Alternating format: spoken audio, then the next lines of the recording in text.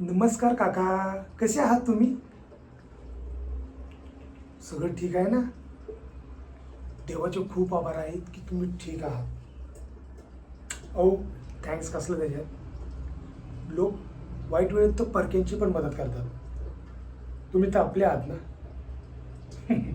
आणि काका, तुम्ही मला गुंड, मावाली, छपरी काही म्हणा, पण माझ्या मनात तुमच्याविषयी खूप आदर आहे बरं का.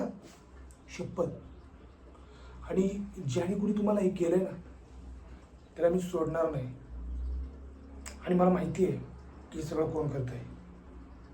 मन करतंय की त्याला घरात घुसून गोळ्या घाल. पण मग स्वतःलाच गोळ्या कशा घालू?